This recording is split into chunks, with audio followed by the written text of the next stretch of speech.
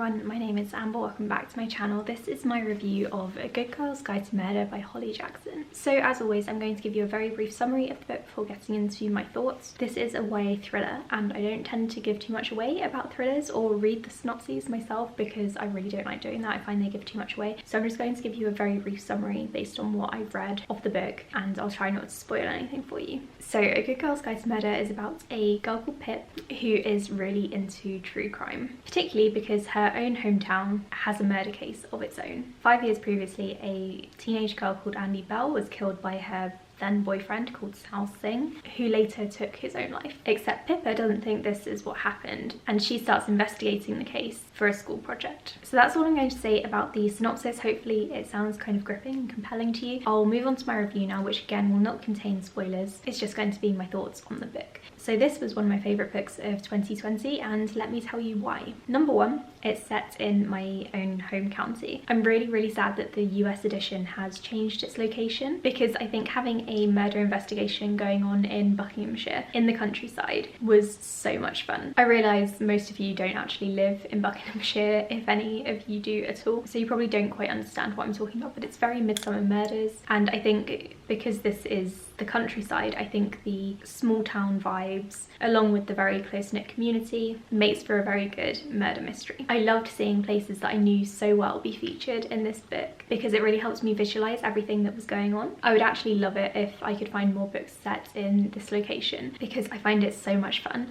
and I found it really easy to follow along with what was happening because Pippa in this book goes from place to place and I knew where these places were and what they looked like, so jumping around with her was so much fun to me. Reason number two is that this book is a complete roller coaster from start to finish.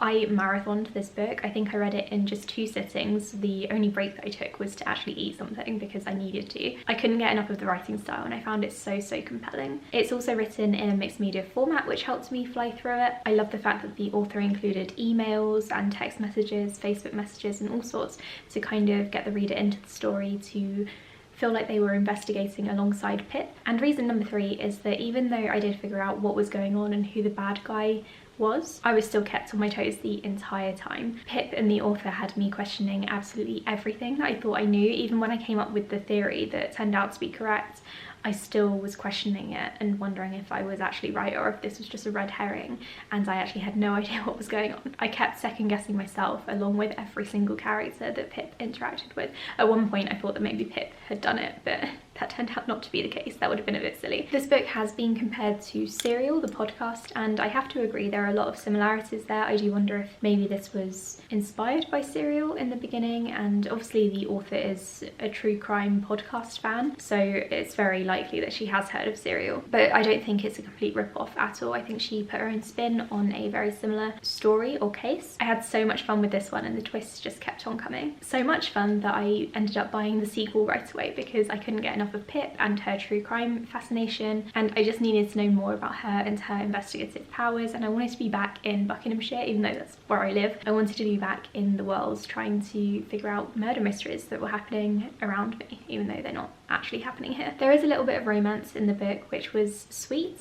but I didn't really care for it, to be honest. I was more invested in the investigation and in Pip and what happened in the past, the murder, the twists and turns.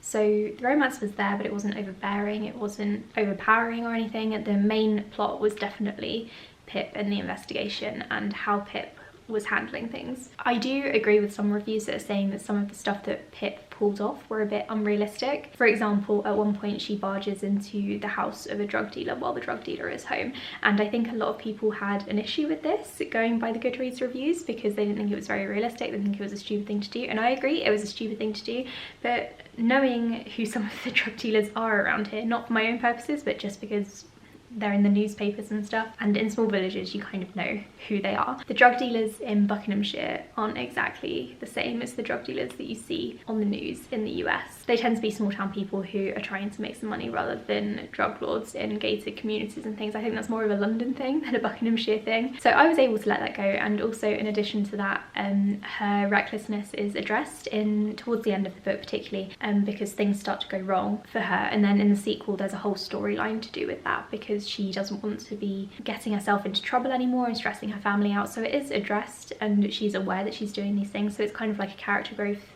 development sort of thing. I think as a teenager you kind of want to just dive headfirst into things, and Pip was learning throughout the book and in the sequel that you can't just do that. If you're going to be a true crime investigator, podcaster, or like an actual detective, you can't just go running into a drug dealer's house, for example. So yes, it was perhaps a bit unrealistic, but also she's a teenager, and also it's a YA book and you want some exciting things to happen. If she hadn't done all of these reckless things, such as going into a drug dealer's house and getting involved in a murder investigation, it wouldn't have been a very good book. So overall, I love this book. I gave it 5 out of 5 stars. I thought it was fantastic. It was fast-paced, thrilling. Loved Pip as a main character. Liked the romance, even though it was barely there, and definitely didn't overshadow the plot. I loved the mystery, loved the twists and turns, the red herrings. I just loved it. It was fantastic, and I'd highly recommend reading it. I would say if you can, get your hands on the UK edition, even if you live in the US or just outside of the UK, just because I think it's more impactful to have this going on in a small town in Britain, and also it will introduce you to some of the lovely British countryside along with murders. Thank you so much for watching this review. I'll be back soon with another video. I'll probably be reviewing the sequel as well, because I've read that and really enjoyed it, and I have a lot to talk about, so I'll probably release that video review in a couple of weeks. Thank you, and I'll speak to you again soon. Bye.